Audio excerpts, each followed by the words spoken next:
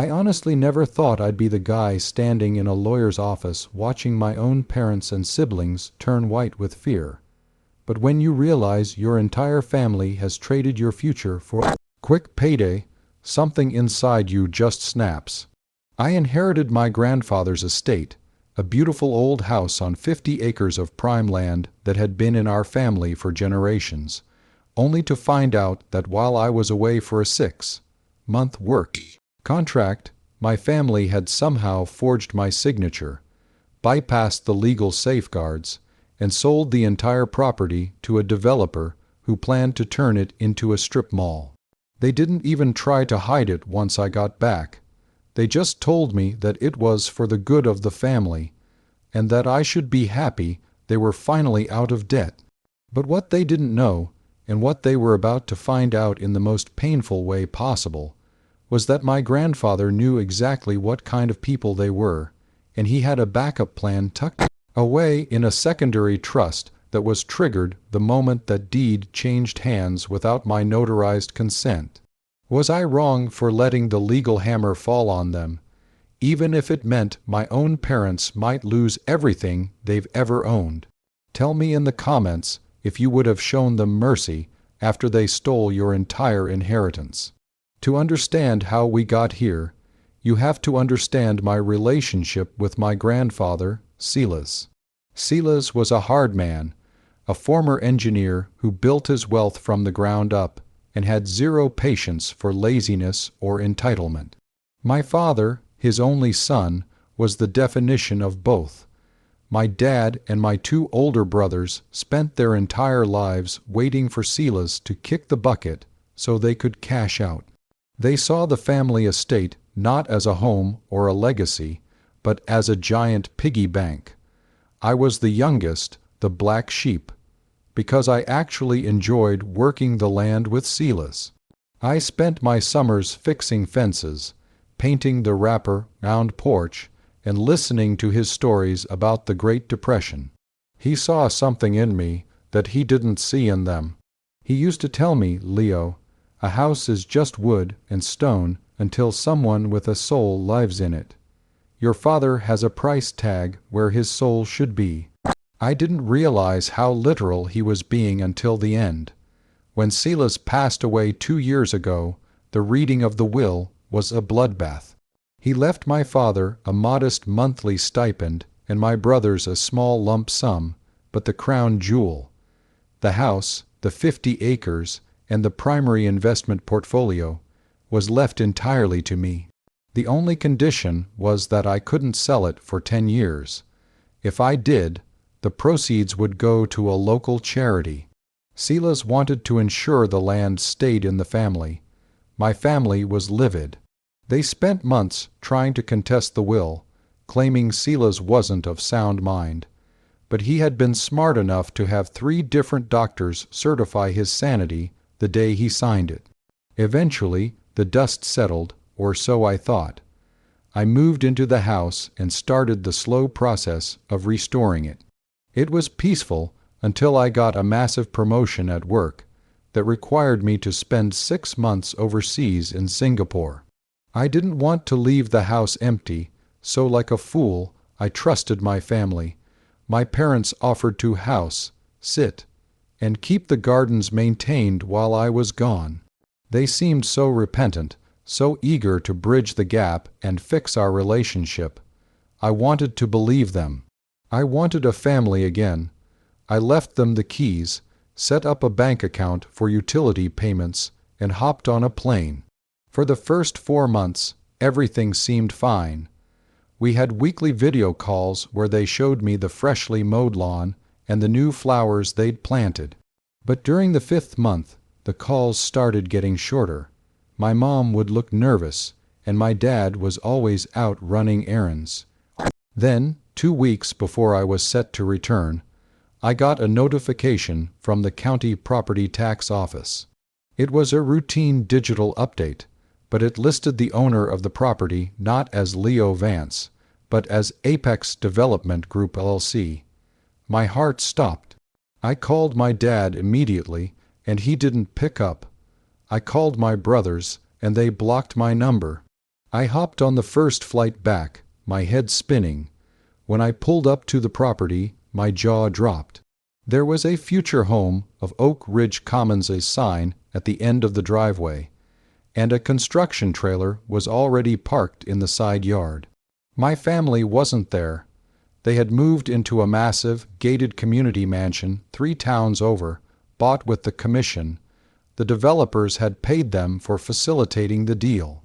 They had used a crooked notary friend to forge my signature on a quitclaim deed, claiming I was incapacitated abroad and had given them power of attorney. They thought they were geniuses. So, that is the situation I found myself in, standing on the porch of a house I no longer legally owned, looking at a forged deed that had stripped me of my legacy. My own flesh and blood had essentially deleted my future for a luxury lifestyle they hadn't earned. Before I tell you about the red folder, Silas left me, and the absolute chaos that erupted at the final meeting, I want you to pause and comment below. If your parents stole a multi-million-dollar inheritance from you and sold it behind your back, would you sue them into the ground, or would you try to settle it quietly to keep the peace? I didn't go to the new mansion to confront them right away. Instead, I went to Silas's old lawyer, Mr. Abernathy. He was nearly 80, sharp as a razor, and he had been waiting for my call. He told me that Silas had anticipated this exact scenario. Silas knew my father would try to find a loophole or commit a crime to get that land. He handed me a red folder that had been kept in a private vault. Inside was a secondary, trigger-based trust. The document stated that if the property was ever transferred, sold, or encumbered without a specific, biometric verified authorization from me, a secondary set of legal actions would be initiated. First, the modest stipend my father was receiving would be instantly terminated.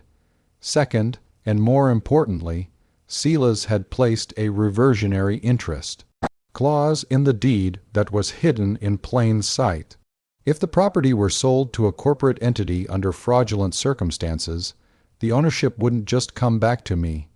It would trigger a massive financial penalty against the sellers of my family, payable directly to the estate's primary beneficiary, which was me.